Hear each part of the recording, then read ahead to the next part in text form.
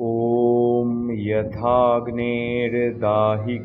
शक्ति रामकृष्णे स्थिता ह्या सर्वविद्यास्वरूपां तां शारदां प्रणमामहम्।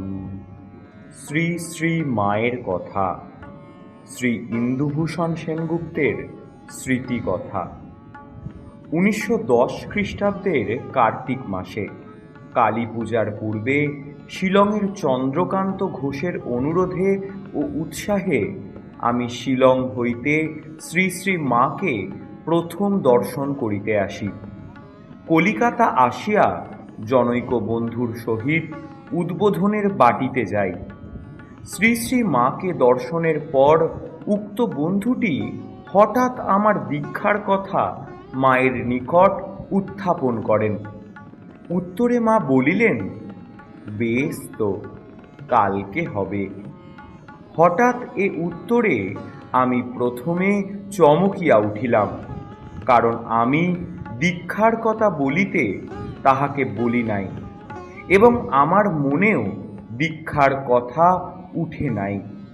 যাহা হোক, পরদিন নির্দিষ্ট সময়ে পুনরায় তথায় যাইলাম।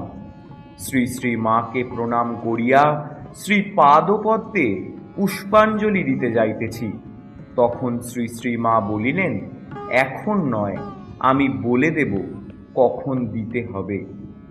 দীক্ষা হইয়া গেলে পর পা দুটি আমার সম্মুখে স্থাপন করিয়া তিনি বলিলেন, এখন দিতে পারো।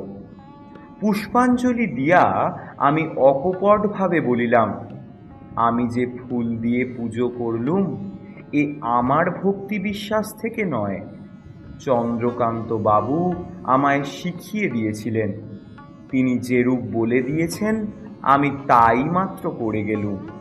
চন্দ্রকান্ত বাবুই আমাকে এখানে পাঠিয়েছেন। শ্রী শ্রী মা সহাস্যে বলিলেন, চন্দ্রকান্ত তো তোমায় ভালো পথই দেখিয়েছে বাবা। এই বলিয়া সস্নেহে আমার মাথায় হাত দিলেন। ইহার পর একবার শ্রী শ্রী মাকে দর্শন করিতে গিয়া কথাবার্তা বলিতেছিলাম। কথায় কথায় দুঃখ করিয়া মাকে বলিয়াছিলাম, মা, সাংসারিক নানা ঝঞ্ঝাট, তার উপর চাকরি আছে, কাজেই জপ তপ আর হয়ে উঠে না, মনের উন্নতিও হচ্ছে না। মা অভয় দিয়া অমনি বলিলেন, এখন যাই হোক, শেষটায় ঠাকুরকে আসতেই হবে। তিনি নিজে বলে গেছেন, তার মুখের কথা কি ব্যর্থ হতে পারে? যা প্রাণে আসে করে যাও। আমি, মা, যারা তোমার কাছে দীক্ষা নিয়েছে তাদের নাকি আর আসতে হবে না? মা, না, তাদের আর আসতে হবে না। তোমরা সর্বদা যেন তোমাদের পিছনে একজন রয়েছেন। আমি, মা, তোমায় পেয়েছি, এই আমাদের ভরসা। মা, তোমার চিন্তা কি বাবা? তোমাদের কথা আমার খুব মনে হয়। আরেকবার কোয়ালপাড়া মঠে শ্রী শ্রী মায়ের সহিত কথা প্রসঙ্গে মাকে বলিয়াছিলাম, মা, সাধন ভজন কিছু হয়ে উঠছে না। মা অভয় ও আশ্বাস দিয়ে বলিলেন, তোমাকে কিচ্ছু করতে হবে না, যা করতে হয় আমি করব। বিস্মিত হইয়া বলিলাম, আমার কিছু করতে হবে না? মা, না।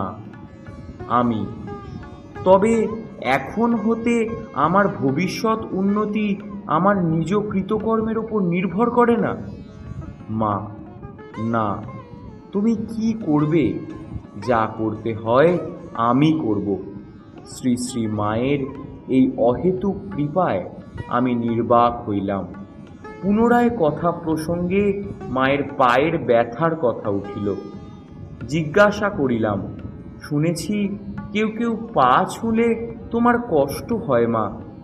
মা, হ্যাঁ বাবা, কেউ কেউ ছুঁলে শরীরটি যেন শীতল হয়ে যায়। আবার এক একজন আছে ছুলে মনে হয় যেন বোলতায় কামড় দিলে। কাউকে কিছু বলিনে, মনে মনে ভাবছি তবে আমারও কি ওই বোলতার শ্রেণীর?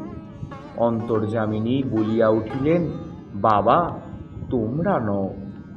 ইহার মাসখানেক পরে পুনরায় রথযাত্রার ছুটিতে কোয়ালপাড়া মঠে যাই। রথযাত্রার দিন শ্রী শ্রী মায়ের সহিত নিম্নলিখিত কথা হইয়াছিল। আমি, মা তোমার কৃপা পেয়েছি, এই আমার বড় ভরসা। মা, তোমার চিন্তা কি বাবা?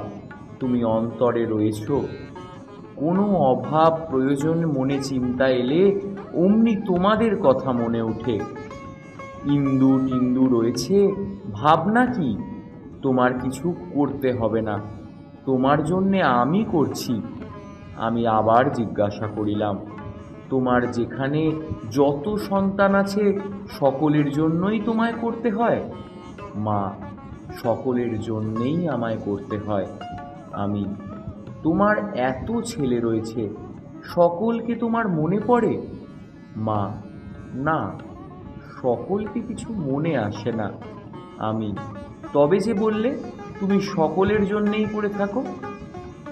মা, যার যার নাম মনে আসে তাদের জন্য জপ করি, আর যাদের নাম মনে না আসে তাদের জন্যে ঠাকুরকে এই বলে প্রার্থনা করি, ঠাকুর আমার অনেক ছেলে অনেক জায়গায় রয়েছে, যাদের নাম আমার মনে হচ্ছে না তুমি তাদের দেখো, তাদের যাতে কল্যাণ হয় তাই করো।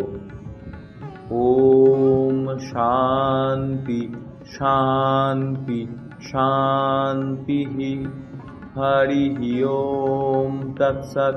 শ্রীরামকৃষ্ণার্পণমস্তু।